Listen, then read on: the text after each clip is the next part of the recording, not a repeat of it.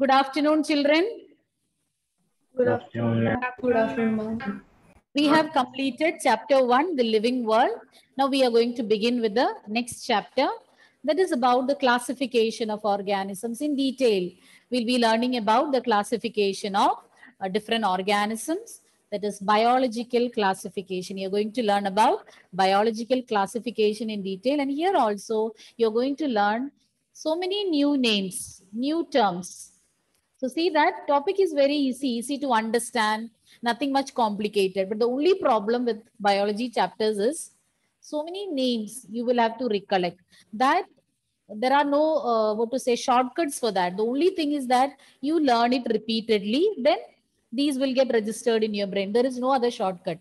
And see that you learn your daily lessons. I used to tell this often, because if you keep the things pile up, then you will find it difficult to learn it. You will lose your interest in the studies also. You start hating the subject. So please learn all these difficult spellings. Read the chapter. Whatever is taken, please do revise the same day itself. Let's start with the chapter biological classification.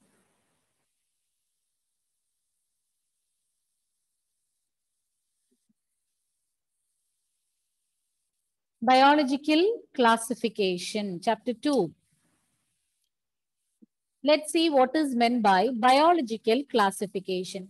The scientific method of arrangement of organisms into groups, that is known as biological classification. The scientific method of arrangement of organisms into groups. Organisms are arranged into groups.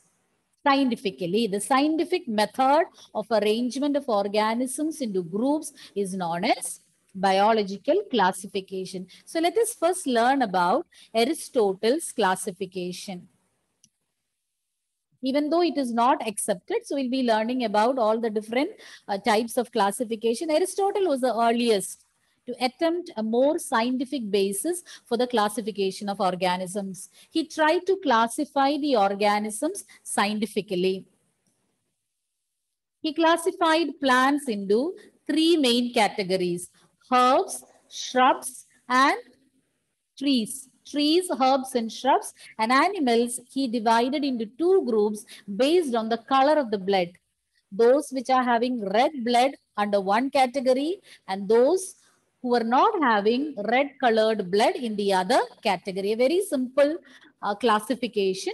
So Aristotle was the earliest one, or the first one, to try out a scientific basis for classification of organisms. He classified plants into 3 main categories: trees, herbs, and shrubs, and animals into 2 types: red-blooded and non-red-blooded animals. So here you can see those categories. Animals are broadly categorized into those having red blood and those which are not having red blood. Still or further, they are divided into those organisms with hard bodies and soft bodies. Those which were not having red colored blood were further categorized into animals having hard bodies and soft bodies. Soft-bodied animals were further categorized into those with shells and without shells. But you need to learn only about the first point, categorization of animals based on the color of the blood.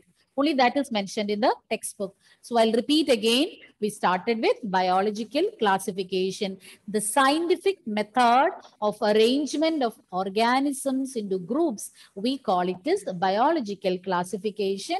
And the first person to try out a scientific basis for the classification of organisms is Aristotle. And how did he classify? He classified both plants and animals. A very simple classification. Plants he just categorized into 3 types: herbs, shrubs, and trees. Whereas animals were divided on the basis of the color of their blood. One category with red-blooded animals and the other category were not having red color blood.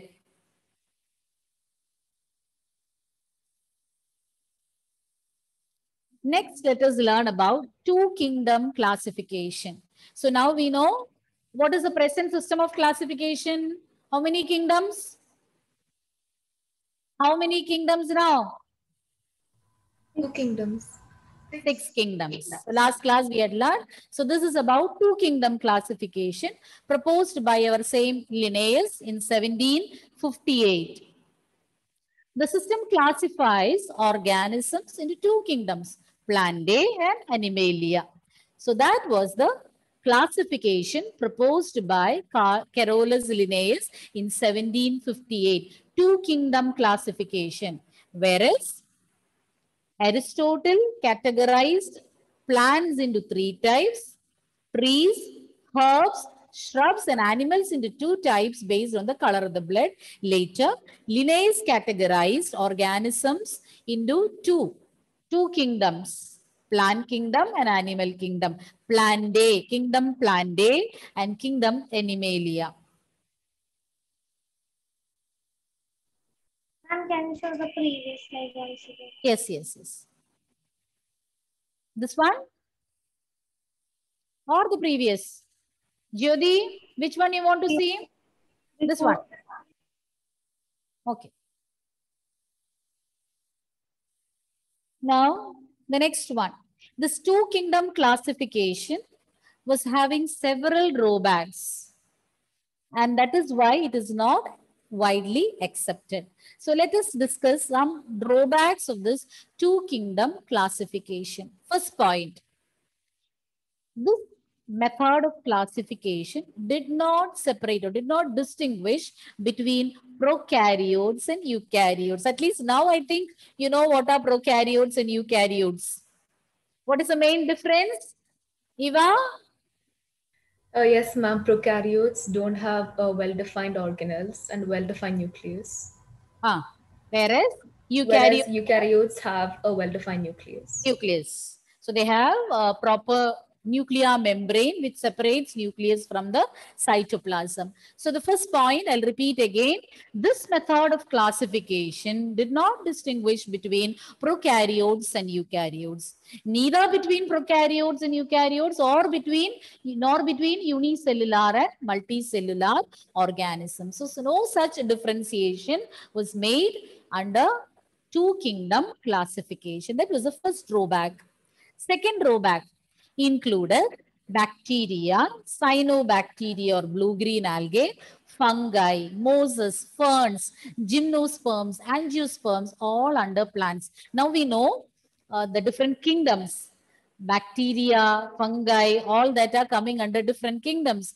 Then gymnosperms, angiosperms, now you know about it. But he classified them under plants only based on one feature, that is their cell wall. So based on the presence of cell wall, bacteria, cyanobacteria, fungi, mosses, ferns, gymnosperms, angiosperms, all were grouped under plants only based on that feature, that is cell wall, presence of cell wall. Third point, this method or this system of classification did not differentiate between heterotrophic fungi and autotrophic green plants. That is what was mentioned in the previous point. He considered only one character, that is the presence of cell wall. Fungi, they are saprophytic.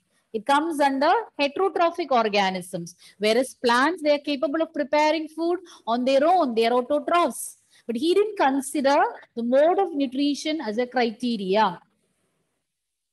And not only that, they have cell wall. I already told you it is based on the presence of cell wall. They were grouped under the same category. But the cell wall which they had also differs so much, because in fungi, it's made of chitin, and in plants, it is made of cellulose. All these changes were not considered while classifying them. And the last point, a large number of organisms, they didn't fall under any of these categories, neither under plant kingdom nor under animal kingdom. So these are the 4 drawbacks of two kingdom classification. I'll repeat again. Two kingdom classification did not distinguish between prokaryotes and eukaryotes or between unicellular and multicellular organisms. he categorized bacteria, cyanobacteria, fungi, mosses, ferns, angiosperms, gymnosperms, all under the same category or under the same kingdom, Plantae, based on the presence of its cell wall. Next point, even though you know fungi and plants, gymnosperms, angiosperms, all that are even now under plant kingdom. But he did not distinguish or he couldn't separate these organisms based on the mode of nutrition. You know, fungi carry out heterotrophic mode of nutrition. They are saprophytes. And plants are autotrophs. Both of them were grouped under the same kingdom. They also differ in the composition of their cell wall. In plants, it is made of cellulose, and in fungi, it is made of chitin. These differences were not considered by him. Then, many organisms, they didn't fall into any of these categories, neither under plant kingdom nor under animal kingdom. And these were the 4 main drawbacks of the 2 kingdom classification proposed by Linnaeus. Yes. Ma'am, will you explain the third point again? Third point. Yes. Third. Yes, ma'am. I'll repeat. Just a minute. Let me take the pen. See here, fungi and these plants, gymnosperms, angiosperms, okay, all these come under plant kingdom. So he didn't distinguish them based on their mode of nutrition. Fungi, they are not autotrophs. They cannot carry out photosynthesis. They are heterotrophic organisms. Whereas green plants, they are autotrophs. And both were put under the same category, that is plant kingdom. Then the plants and fungi, they also not only in the mode of nutrition, they also differ in the composition of their cell wall. Cell wall is also different. In plants, it is made of cellulose, and in fungi, it is made of chitin. Still, he categorized both these were put under the kingdom Plantae. Now we know fungi, it is under a separate kingdom. But this method or this system of classification was proposed by Linnaeus. For him, only 2 kingdoms. He proposed only 2 kingdoms, and the entire plants and animals he categorized under these 2 kingdoms. These were the different drawbacks. Is that clear? Yes, ma'am. The point is that he did not consider the mode of nutrition or the composition of cell wall. Just based on the presence of cell wall, he categorized or he put them under the same kingdom, that is Plantae. And many of the organisms did not fall into both these categories, neither under plant kingdom nor under animal kingdom. Now, next we'll learn about 5 kingdom classification. Proposed by R.H. Whitaker, 1969. This method of classification you have learned in class 9. Proposed by R.H. Whitaker in 1969. As you can see in the picture, organisms, they are broadly categorized or classified into kingdom Monera, kingdom Protista, kingdom Fungi, kingdom Plantae, and kingdom Animalia. Kingdom Monera, kingdom Protista, kingdom Fungi, kingdom Plantae, and kingdom Animalia. These are the different kingdoms proposed by him, and this categorization or this classification was based on the structure of the cell, thallus organization. Thallus means undifferentiated plant body, where the plant body is not differentiated into stem, root, leaves. Undifferentiated plant body, we call it thallus or plant body. The organization of the plant body, mode of nutrition, methods of reproduction, and also phylogenetic relationships means evolutionary relationships, how they are related in terms of evolution. So considering all these, he had categorized or he had suggested 5 kingdoms. The criteria which Robert H. Whitaker or R.H. Whitaker used were cell structure, thallus organization, mode of nutrition, reproduction, and phylogenetic relationships. Phylogenetic or evolutionary relationships, reproduction, mode of nutrition, thallus organization, and cell structure were considered by R.H. Whitaker to classify the organisms into 5 kingdoms. Adulya, Yes, ma'am. feeling sleepy, Adulya? Sleepy, no? Just now? What, ma'am? You had your lunch just now. Yes, ma'am. When the stomach is full, it is difficult to control sleep. Anyways, for the sake of me, just listen here, okay? I'll ask you to repeat. It's better first I'll ask you to repeat and then come back. Where are you, Adilya? Ma'am, I'm here.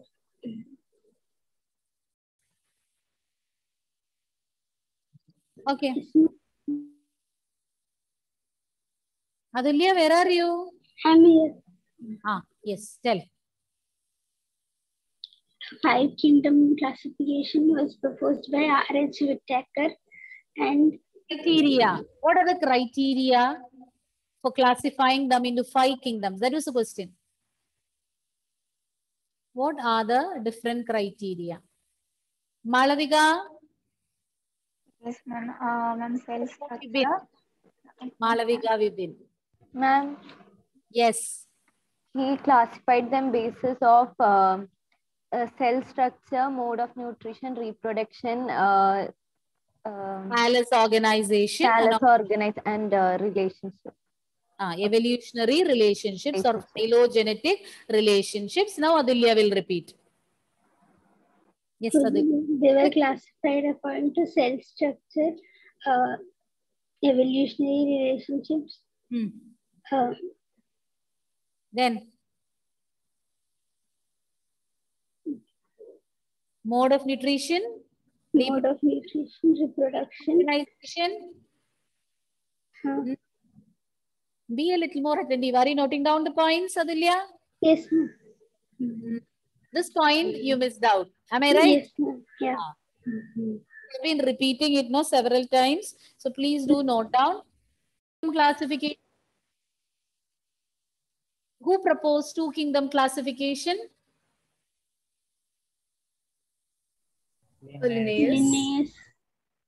How many Gaya here? Gaya, who proposed? Ma'am, Linnaeus. What were the drawbacks of that system? We learned 4 drawbacks. Just tell me one. Any one. He didn't distinguish between the eukaryotes and prokaryotes. And also between unicellular and multicellular organism. Zahan, point number 2. Oh, Zahan, you had asked me something, no, last period. Now I remembered. I'll tell you. Sure. Okay. Yes, I will say. Second point. Yeah. Second point. Many organisms did not fall into that category. Easiest one, no? Prokaryote. Yes. Anila. Just a minute, Zahan.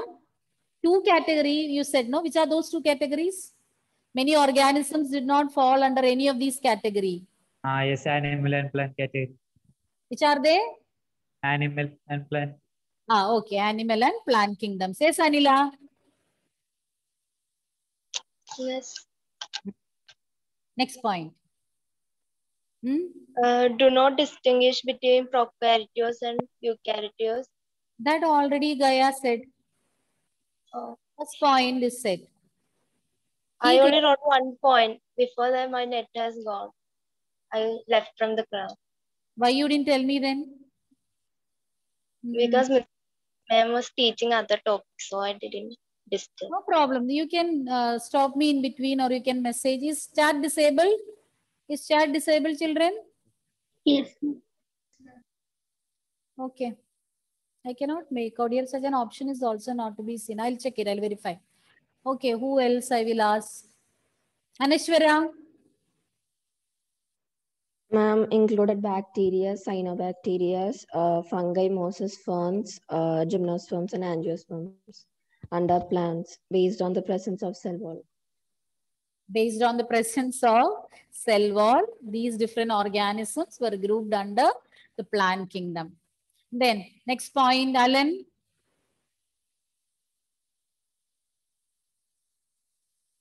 Where are you, Alan? Alan Joshi. Ah, yes. No. Next point. She told that, to whom I'll speak now? Can I say something? It's okay now? Shall I say? Yes. Shall I speak? Alan? Yes, ma'am. Yes, ma'am. Okay. So just now she told that he categorized bacteria, cyanobacteria, ferns, mosses, gymnosperms, angiosperms, etc. under plant kingdom. What is wrong in that? The second point explains what is the problem in that classification. Is there any? He classified on the presence of cell wall. So many other plants and. What are the differences between fungi and plants? Main differences. Mode of food. Mode of nutrition. What mode of nutrition is found in fungi? Saprotrophic. They are heterotrophic, or to be specific, saprophytic mode of nutrition. And plants? Plants? Heterotrophic. Plants? Autotrophs. Autotrophic mode of nutrition. Autotrophic mode of nutrition. So the modes of nutrition are different. And one more point, what is that, Shabari? Apart from the mode of nutrition, one more point I had mentioned. They differ in the composition of cell wall. In fungi, Meryl, it is made of? In fungi, the cell wall is made of? Chitin. Chitin. And in plants? Plants? Cellulose. Okay. Shall we continue? Abhinav? Yes, ma'am. Are you following? Yes, ma'am. You were there? Connectivity had no problem? No, connectivity is some problem is there. Tell me about Aristotle's method of classification. How did he classify organisms?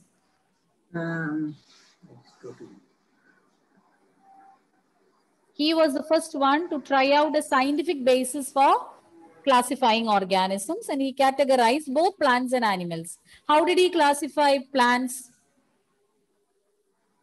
Same classification which you have learned in your lower primary. Yes, ma'am. Yes, ma'am. Organisms are classified into kingdom Monera, kingdom Protista. Hello. Wait. Yes. This from LP classes you are learning? No, ma'am. I asked you categorize. How do you classify plants in smaller classes? Plants. How do you classify? Based on their size, you tell me. Based on the size. All plants are of the same size? No, ma'am. A mango tree, a rose plant, a mint plant. Any differences? Yes, ma'am. High differences. What do you call them? My God. We are in class 11. I should pinch myself and realize. Analyst, tell me, what are the categories? He used morphological characters. Yes. To classify like herbs, shrubs, trees and all.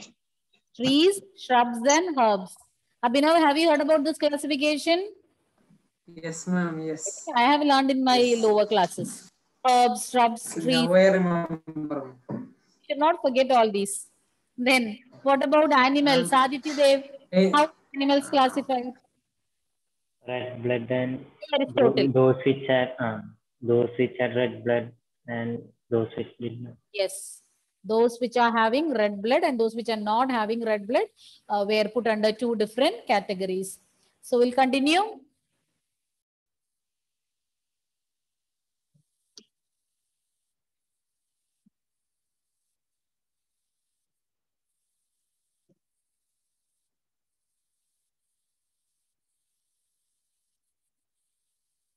Now we are going to learn about the different kingdoms. We'll begin with the first one, Kingdom Munira. Kingdom Munira includes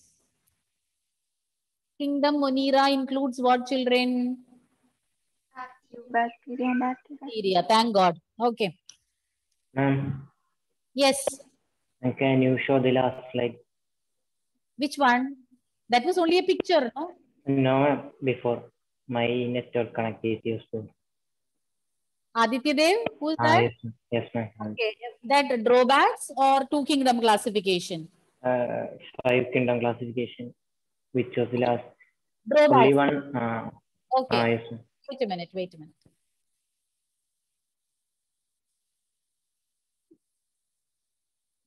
I don't remember which was the slide. Was that 5? It's not this one.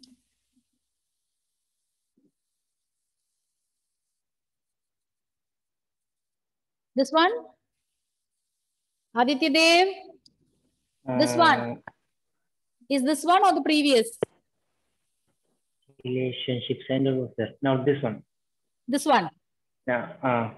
Fixed, no? Okay. Yes, ma'am. Proposed by R.H. Whitaker, Munira, Protista, Fungi, Plantae, and Animalia are the 5 kingdoms. And this categorization or this classification is based on cell structure, thallus organization, mode of nutrition, reproduction, and phylogenetic relationships. Okay? Okay. Okay, thank you. Ma'am, please show the drawbacks. Yes? Drawbacks. That slide. Children, it will be highly appreciated if you can tell me before I change the slide, okay? So see that next time, before I change the slide, you say, please wait a minute or we need some more time.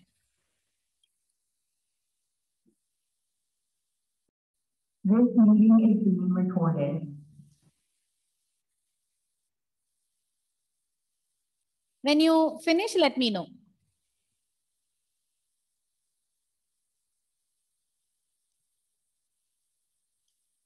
Who wanted the slide? Was that Anila? Yes. Okay. Oh, I started recognizing your voice.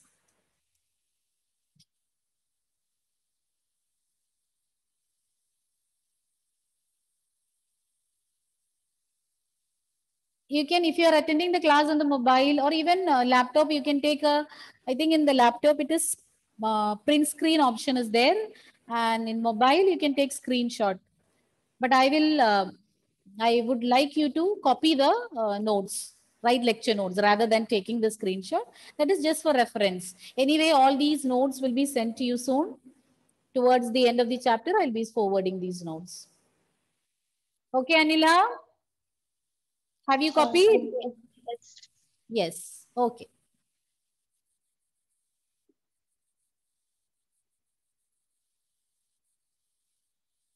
Kingdom Munira, which includes bacteria. We'll be seeing more about Kingdom Munira. Sole members of this kingdom are bacteria. Bacteria are the sole members of this kingdom. Most abundant microorganisms. So all this is mentioned about bacteria. Bacteria are the sole members of this kingdom. They are the most abundant microorganisms.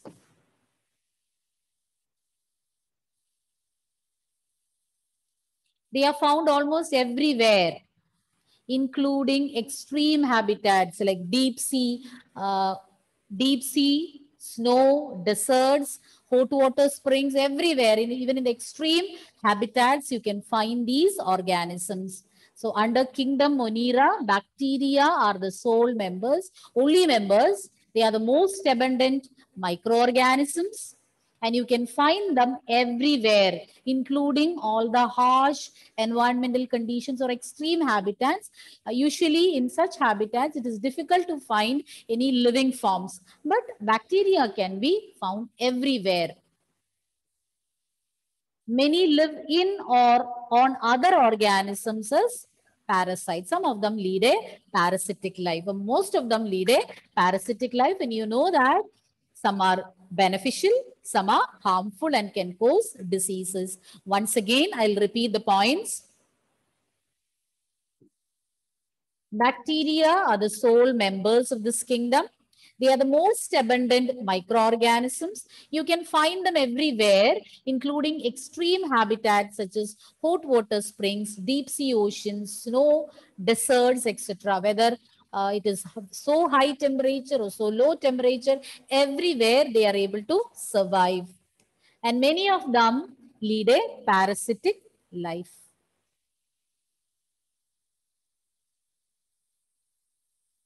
Okay? Clear? Yes, yes. I don't think much explanation is needed for all these points. Now, based on the shape, this point also, this topic you have learned in class 8. Based on the shape, bacteria are of 4 categories, or you can categorize them into 4. Based on the shape, bacteria are of 3 categories. So here you can see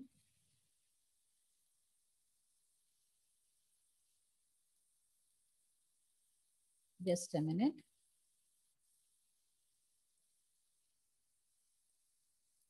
Based on the shape, it is based on the shape. The criteria for this classification is shape. So based on the shape, they are classified into 4 categories. Which are those 4 categories? First one, based on the shape I already mentioned, spherical bacteria are included under Coccus, Streptococcus, Pneumococcus, you might be familiar, Bacillus, that includes rod-shaped bacteria. Then Vibrio or coma-shaped or Vibrio, coma-shaped bacteria. They look like coma. Next one, Spirillum, spiral-shaped bacteria.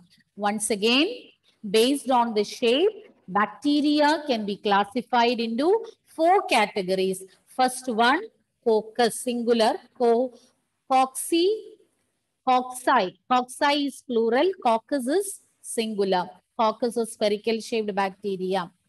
Staphylococci, one example. Coccus or cocci, spherical-shaped bacteria. Then Vibrium, or even we say it is Vibrio, coma-shaped. As you can see, they have, or their shape resembles coma. Bacilli, Bacillus, rod-shaped bacteria. Then finally, spiral-shaped bacteria, you call it a spirillum or spirilla. Bacillus is singular, bacilli is plural. Vibrium singular, vibrio plural. So coccus, bacillus, vibrium, spirillum. These are the 4 categories of bacteria, and this classification is based on its shape. Coccus, bacillus, vibrium, spirillum. Spirillum, spiral shape. Vibrium, coma shape. Coccus, spherical shape. Bacillus, rod shape. These are the 4 categories of bacteria. Any doubt? No. Are these phylas? Yes? Are these phylas coming under the kingdom? I'm not able to follow. Wait a minute. Let me stop the sharing, then I'll say. Clear? Who was having a doubt? Ma'am. Valentina. Okay. Samia. Yes, Samia. Ma'am, are those phylas coming under the kingdom? Are those? Phylas coming under the kingdom? Phyla. No. No, not phyla. This is just based on the shape we are categorizing them. Only that. Okay. Not phyla. Those are not examples for phyla. We will learn further. We are going to learn about the different groups coming under this particular kingdom. Under Monira, we'll be learning in detail. So what are the 4 categories of bacteria, Anila?